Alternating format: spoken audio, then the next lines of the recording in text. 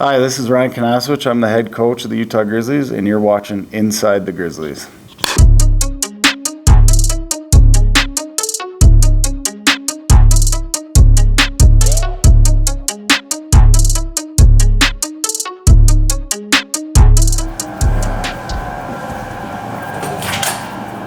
Hey, come on.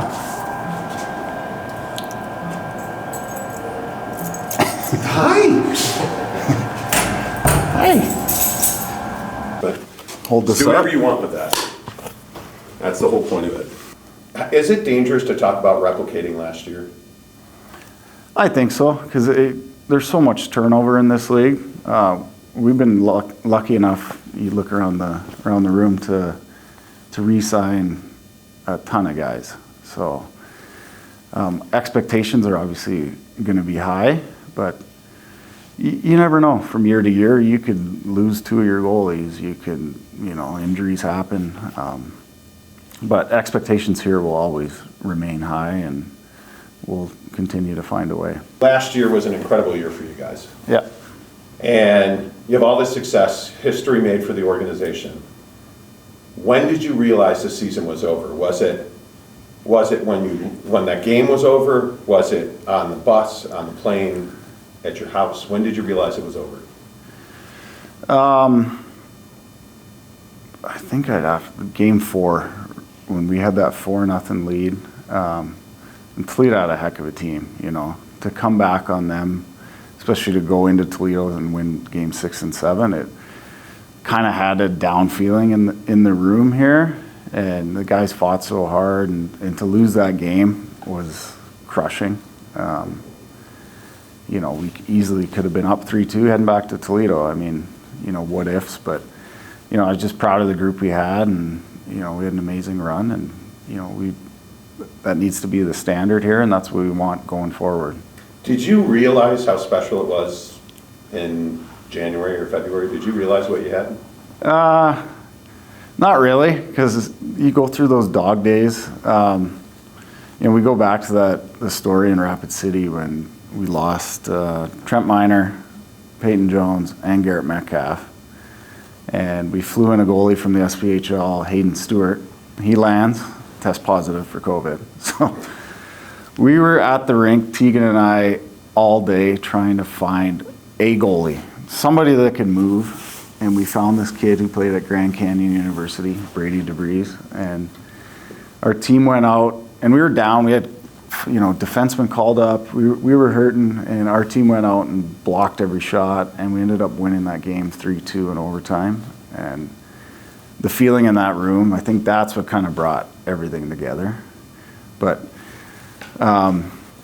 there's so many highs and lows in an ECHL season. Like, your phone rings, and it's, last year, Dastu, Martin, they're gone. So your decor is kind of blowing up, and it's a juggling act for sure. Some days you come to the rink and you writing the lineup on the board, and it's bare bones. But when you develop a culture that next man up mentality, which I think we had last year. Obviously, guys jumped in and guys did a great job.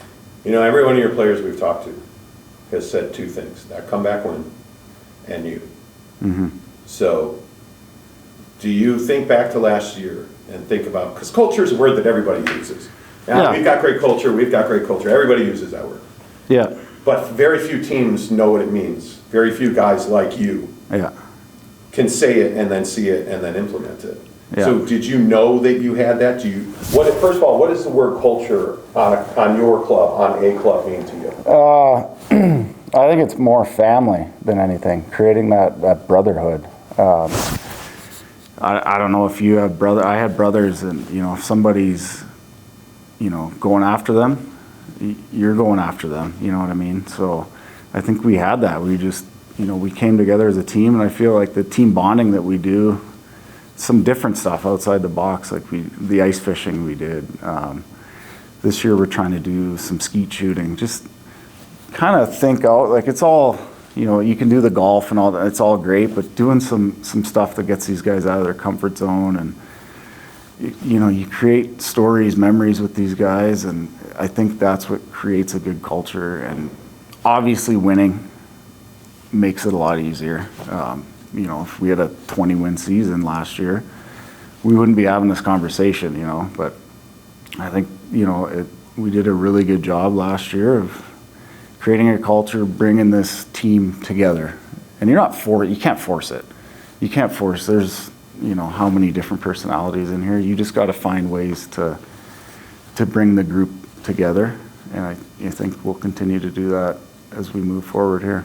What is it like being a Grizzly? Because a lot of opposing players will say it's tough to come in here, altitude, atmosphere. Like, what is it like to play in this building? What is it like to be in this organization?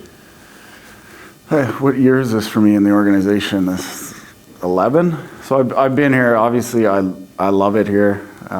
It's a special place to me.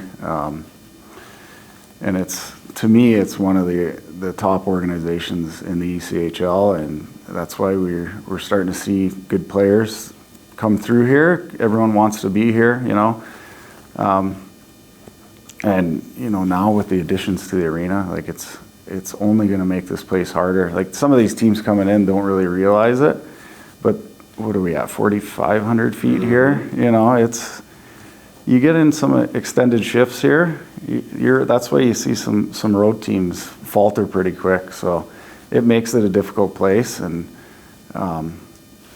yeah, it's just, you know, we're recruiting better and better each year, and, you know, finding good young talent, and it's just, you know, Jared can speak for this. Like, he holds this organization close to his heart, and so do I, and, you know, we want nothing but the best. It's really hard to win in this league, particularly. Mm-hmm. You said something to me last week about, hey, you know, the big club, the A club, and now your club, they all can't be good, or they can be apparently in your case, but that's very difficult. Like, winning together is very difficult. Why is winning, especially in this league, why is winning in this league so difficult?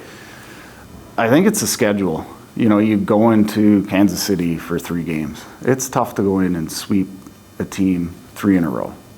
So obviously really good weekend is going in 2-1. So you're still losing a game, but it's a successful trip. It's just, but we did a good job again last year. You know, we had Allen come in here. We had Wichita right before Christmas. We swept 4 straight. You don't see that a lot, but it built our momentum as we, you know, got closer to playoffs. But yeah, I think it's the schedule. Like, if we were bouncing around, obviously cost is why we go into these cities for 3-game sets. But yeah, it's just tough, you know. And you're on the road, or you have a team come in here for 3 games. It's you're going to see their best at some point, and you might have a downtime. It could be a down period, but that could cost you 2 points, right? Where you're calling a tender from GCU, or you're... Yeah, you know. Or, you know, you're on the road and 2 guys get called up and your lineup changes, and there's just so many different variables. Like, you just need to be able to roll with the punches and not get too high, not get too low. You know, I know it's cliche, but it's really, like, there's some tough, you know, you take some calls in the morning, you come to the rink, everything's great, and this guy and this guy and this guy's gone, or, you know, this guy and this guy's coming down. You just got to manage that and kind of keep an even keel, you know. Do you ever not answer the phone? Effort. Like, it's something you can control is your effort. Like, you might not have a good game every game, but you can control how hard you work. And that comes with being in good shape and being a pro, eating well, getting good sleep. Yeah. You know, there's a lot of 72 games is a lot, especially with the travel that we have. So, you know, these guys they're built differently nowadays. Like, they're into their phones, but I know when I played, it was a little different. Like, we might have partied a little more back then. You know, but you don't see that. I mean, the guys still go out and have a good time, but yeah, these are very dedicated athletes now. Yeah. Can you be here a long time? Can you play? I mean, if you're in the ECHL 3 years, what does that say about you? Isn't that a long time at this level? Like, I mean, yeah, I think so. But for some guys, that's just where their threshold is, right? Yeah. You know, some guys venture over to Europe, some guys find a job. Yeah. You know, life comes at you pretty quick, so. It's like, what should fans expect this year if they're coming in here to watch a game, and what will the fan experience, beyond the aesthetics of it, but what will the fan experience be like from a hockey? Hockey, you know, I think, especially with so many returning guys, we're going to have a similar brand to what we had last year. You know, fast-paced, hopefully high-scoring, and in my opinion, we're going to have some of the best goaltenders around. So once the dust settles on that, so you know, we're gonna have another competitive team, and you know, we're looking forward to it.